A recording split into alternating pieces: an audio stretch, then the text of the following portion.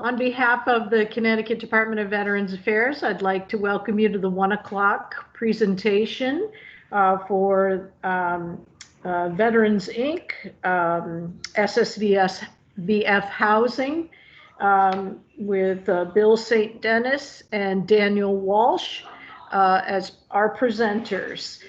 Just a little bit of housekeeping that we're going to record the session, so don't share any personal identifiable information because the session will not be confidential, and we suggest you keep your camera off, and we'll be muting all the microphones at the start of the presentation. If there are any questions, if you could ask them in the meeting chat and save them till the end, we'll try to get through them as best we can. Okay, take it away. Yes, good afternoon. My name is Bill St. Dennis. I'm with Veterans Inc. I'm here with my regional manager, Dan Walsh. And as you just heard from the workplace, a little bit about SSVF. We're under the same grant. Just a little bit about it. SSVF stands for Supportive Services for Veterans and Families. And next slide.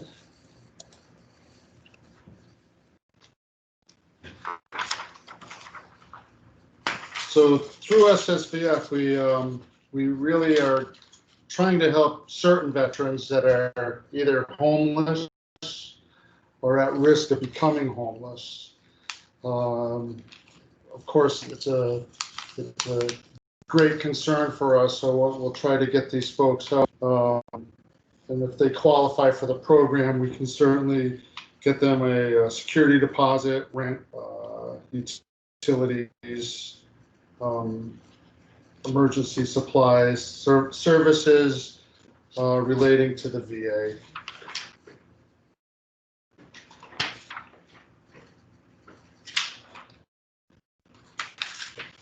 I guess we go to the next slide for eligibility. So eligibility, veterans are eligible. They must meet a requirement. So they either have to have active duty military service and were separated under any condition other than dishonorable, and you might qualify for the SSVF program. Current and former members of Reserve and National Guard who were called up to active duty by a federal order and completed the full period in which they were called or to order to active duty may be eligible for VA health benefits as well. National Guard or Reserve members with active duty for training purposes only may not actually qualify for the program. So we have to, for those folks when they call us, we have to go a little bit deeper for them to see if they can qualify. Next slide. Minimum duty requirements. Most veterans who are enlisted after September 7th, 1980, or entered active duty after October 16th, 1981, must have served 24 continuous months or the full period for which they were called to active duty to be eligible. This minimum duty requirement may not apply to veterans who were discharged for a disability incurred or aggravated in the line of duty for hardship or an early or those who served prior to September 7th. Since there are a number of other exceptions for the minimum duty requirements, the VA encourages all veterans to apply so that we can determine that enrollment eligibility. Recently discharged combat veterans. Veterans including activated reservists and members of the National Guard who are eligible for enhanced combat veteran benefits if they served on active duty in a theater of combat operations after November 11th, 1998, and have been discharged under other than dishonorable conditions. Effective January 28, 2008, combat veterans discharged from active duty on or after January 28, 2003 are eligible for enhanced enrollment for 5 years post-discharge.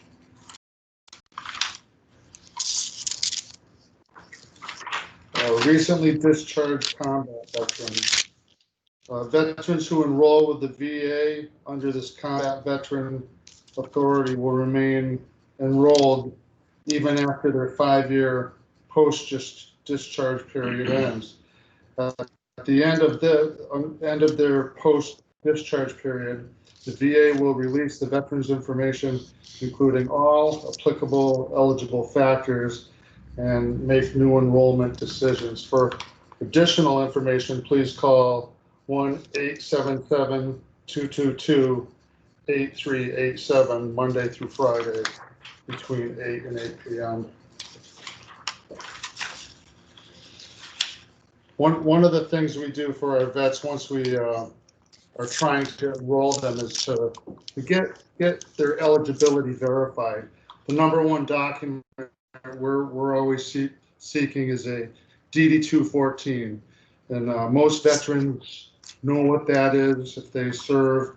If they can't get that, we can help them get that, either through another way we can identify them is through a VA ID card, or we have also a program through the VA called Squares, which will give us a snapshot of a DD-214 and their eligibility. So even if these folks don't have their documents with them, we might be able to find that for them.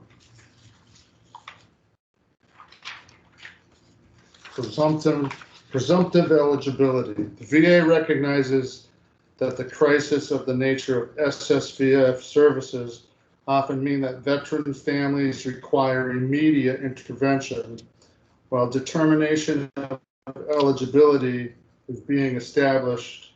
Presumptive eligibility allows for the immediate provision of case management.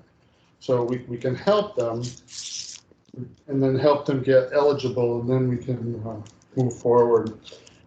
Presumptive eligibility must be documented by an affidavit of eligibility and signed by the participant. Presumptive eligibility continued. Upload PE client data from HMIS, which is a program we use for homeless, putting our folks into SSVF. Include monitored quarterly reports. Service data will count towards outcomes and final service numbers, regardless of the final determination of VHA eligibility. Targeted outcomes should not be revised. Instead, the VA will analyze the number of homeless veterans who present for SSVF and are not eligible.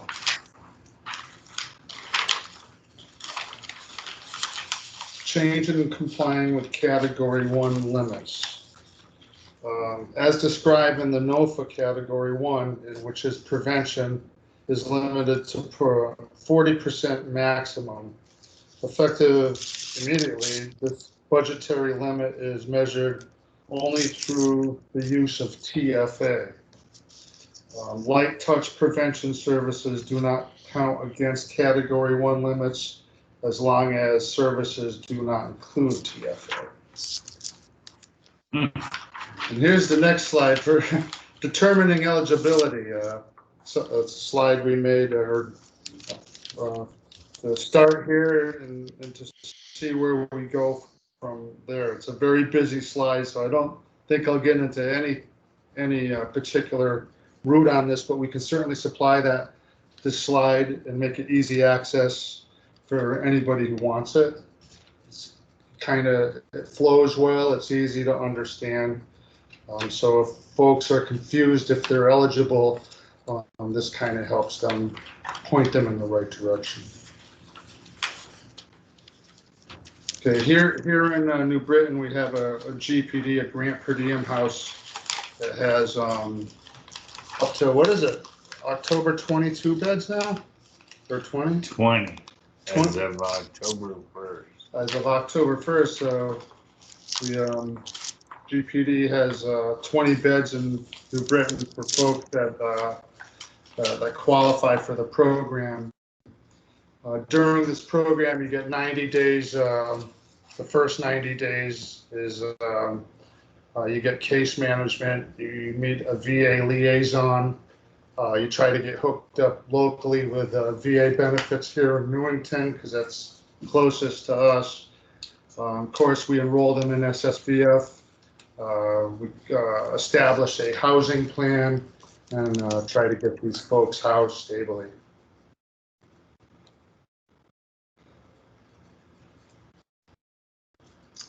And that's pretty much our area.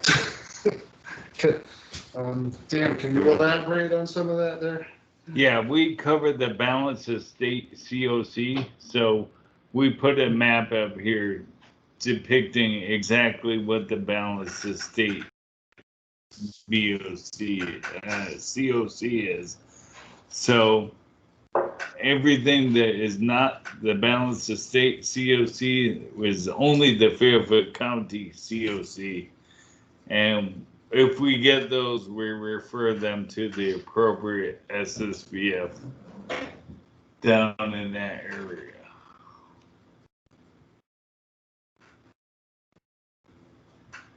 Could I If ask? there's any questions, we'll be sure. Yeah, I'd like to ask a question. I think anybody who might be viewing this later, it could be helpful. If a veteran is listening to this, watching your PowerPoint, and wants to get in touch with you, well, I can see you have the 800 number. Do you have folks in the community who in different communities who they can link with, kind of like Soldier Sailors Marines Fund, where they have kind of local liaisons? Do you have anything like that for SSVF? We're connected directly to 211. So if somebody comes to us without having called 211, they have to call 211 because that's the only coordinated entry point for this program throughout the state. So our primary source of referral is the 211 call center.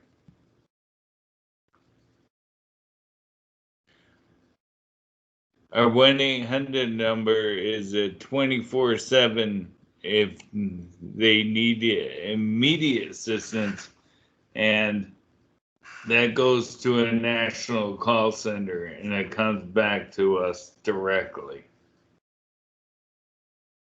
So they should go through 211, but if they call the 800 number, they'll still get routed correctly?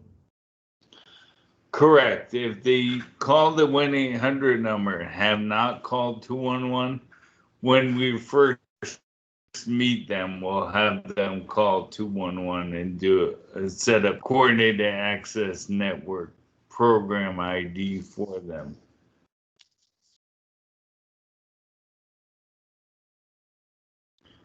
And Veterans Inc covers all 6 New England states, so this 1-800 number, it is for all of New England. So let's say the person is calling from Connecticut, but really wants to live in Maine, we can make that happen. Okay, thank you.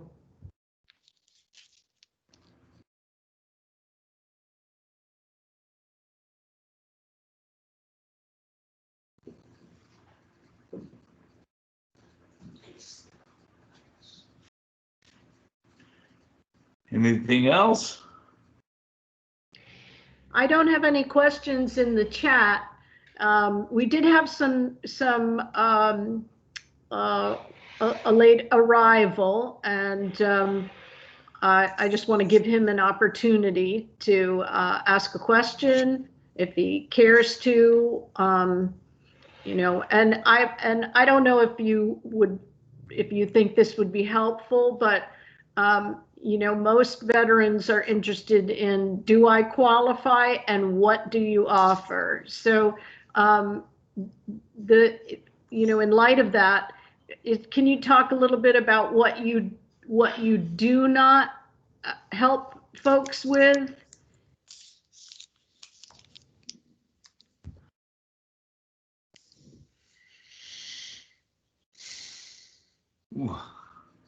It's probably better to tell what we can do as opposed to what we can't do.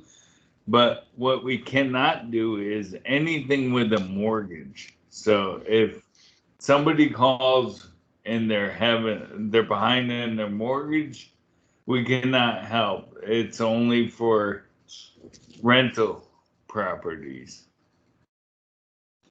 And we cannot serve anybody with a dishonorable discharge. Now, what we can do with those people is refer them to Veterans Legal Services and get their discharge status upgraded, and then we'll be able to help them after that.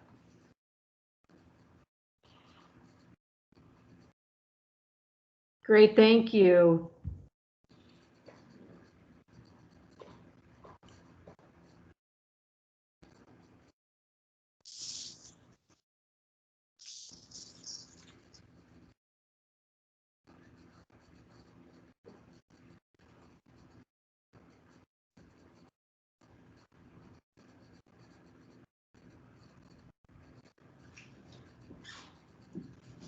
That's still on.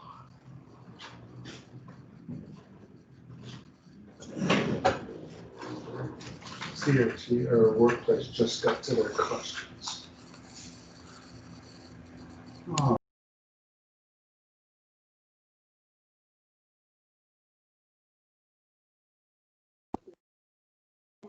Okay, Ann, perhaps I should stop recording at this point and we're all set.